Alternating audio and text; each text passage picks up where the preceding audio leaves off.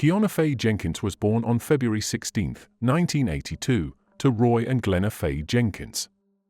She grew up in Ontario, California, and was their only child. Quiana later attended San Diego State University, where she earned a master's degree in public health in 2005. She worked as a health education assistant for the county's Black Infant Care Program, hoping to one day become a doctor. Jan and Quiana Pietrzak, called Jan by his friends, was born on March 13, 1984, in Poland. His mother, Henryko Varga, named him after Pope John Paul II. When Jan was 11, his family moved to the United States, where he grew up in Bensonhurst, Brooklyn, New York. After witnessing the events of 9/11, Jan felt deeply inspired to join the Marines and give back to his new country. His mother remembered him saying, "Mom, we live in this country, we have to be patriotic. We have to give back." Jan served in Iraq as a helicopter mechanic and eventually became a sergeant. Friends and fellow Marines called him Sergeant P, or just P. In 2005, before he was deployed to Iraq, Jan met Quiana at a send-off party for Marines. They were introduced by a mutual friend who also went to San Diego State. Quiana was hesitant about dating a Marine at first, but Jan won her heart. People who knew Jan and Quiana could see that they were deeply in love, the kind of bond everyone hopes to find. Jan's mother shared, they were in love, their different skin colors didn't matter to them. They were young, happy, and had bright plans for the future, including dreams of starting a family. Quiana, 26, and Jan, 24, married on August 8, 2008.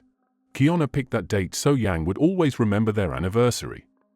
Sadly, they would only have 2 months of happiness together before tragedy struck.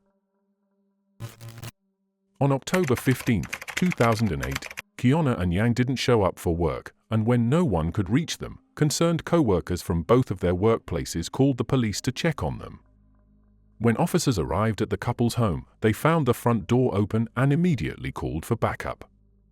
As they entered, officers noticed a purse on the floor with its contents scattered around, and the strong smell of gasoline and natural gas filled the air. In the living room, they found the horrific scene. Quiana and Jan's bodies were bound and gagged on the floor.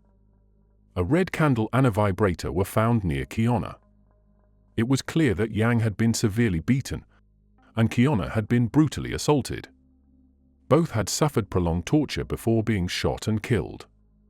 The house had been ransacked, and there were small fires set around the rooms, although none had fully ignited. Investigators found at least 3 different sets of shoe prints left by the intruders as they walked through the gasoline, which they had spread to try to start a fire. One print matched a Nike Air Force One sneaker, and another matched a Nike Cortez. Racial slurs had also been spray-painted on the walls and mirrors, suggesting a possible motive.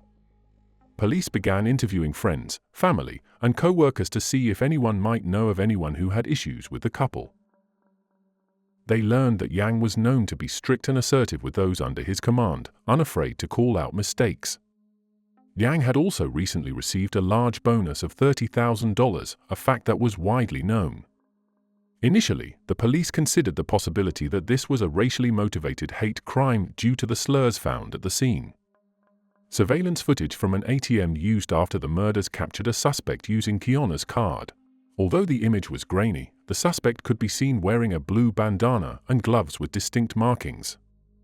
The Naval Criminal Investigative Service was brought in to help the local Riverside investigators due to their expertise.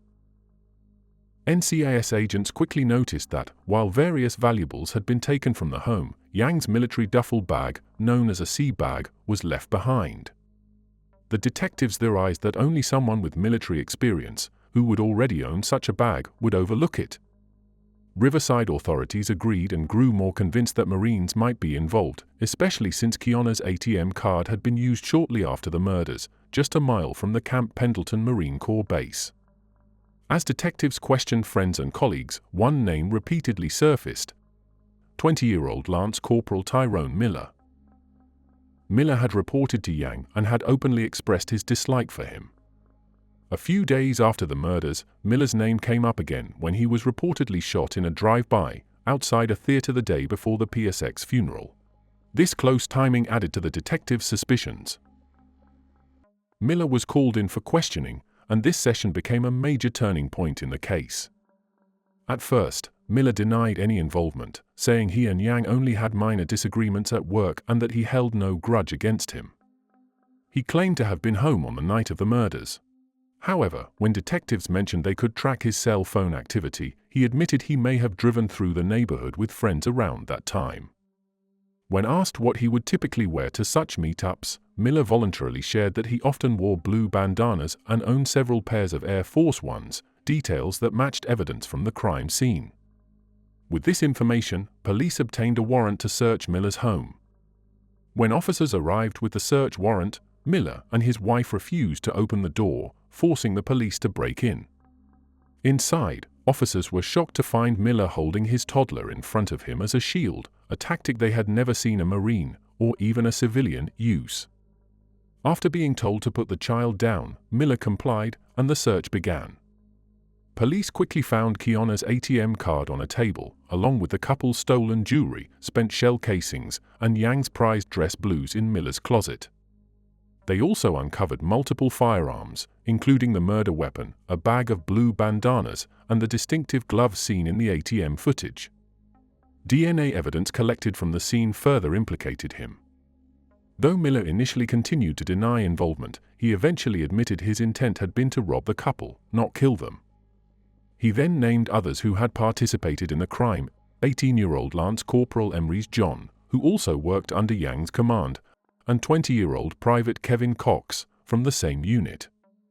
Miller mentioned a fourth person, 21-year-old Lance Corporal Keyshawn Sykes, known as El Psycho. Each of these individuals was soon brought in for questioning. While they all admitted to being present, they shifted the blame onto each other when it came to the most brutal actions. Through their statements, detectives reconstructed the grim events of that night. Early on October 15th, the four men arrived at the PSX home, wearing masks and gloves. Unable to break in, they decided that Yang might open the door for someone he knew, so they had Cox knock. Yang answered the door, but after a brief struggle, the men forced their way inside, binding and gagging both Yang and Quiana. After tearing through the house for valuables, they resorted to torturing the couple to obtain Quiana's ATM PIN number. Then, as part of the horrific attack, Miller and Sykes repeatedly assaulted and tortured Quiana while forcing Yang to watch, a brutal ordeal that lasted for hours.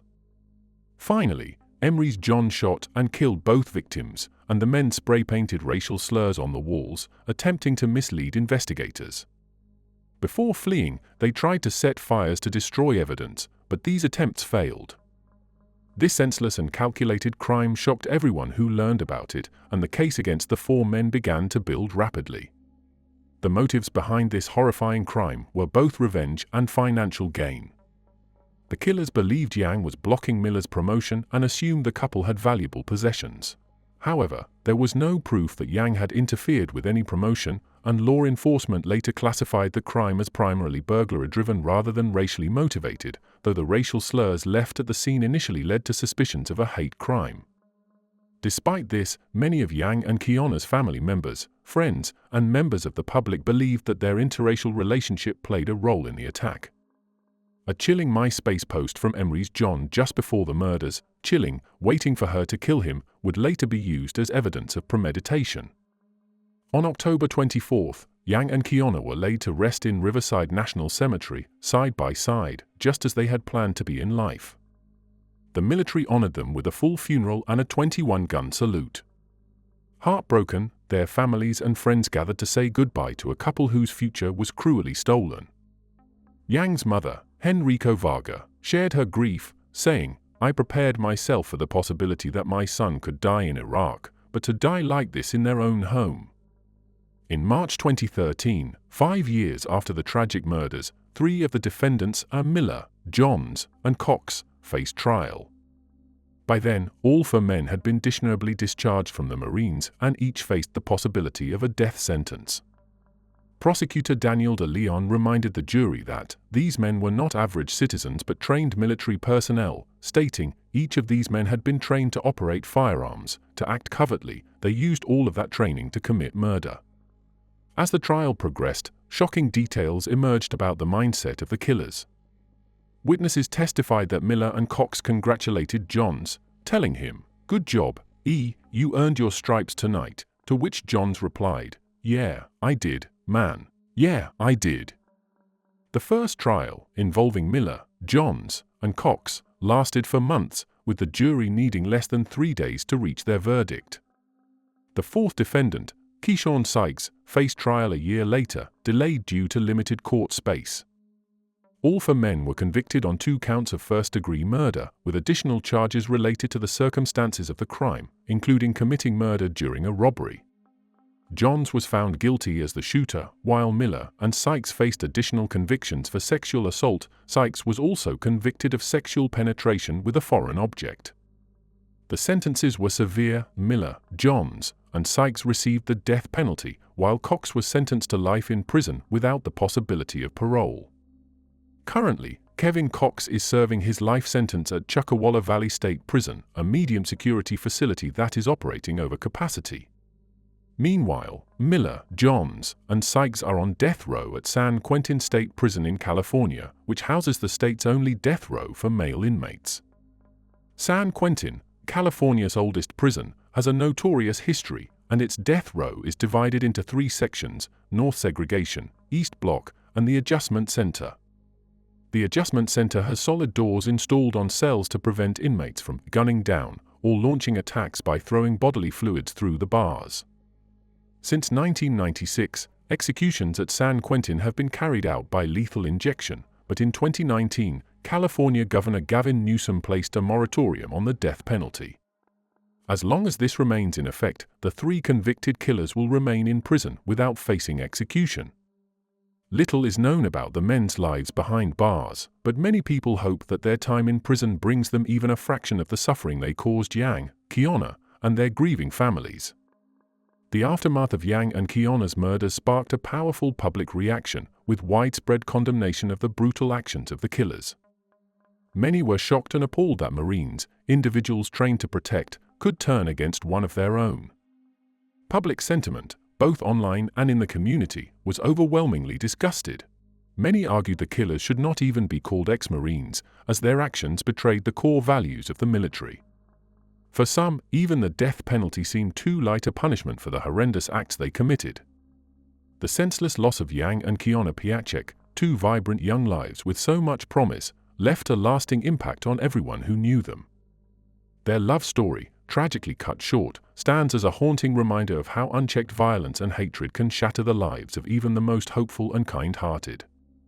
As their families continue to grieve, the memory of Yang and Quiana lives on, treasured by their loved ones and remembered by a community still in mourning.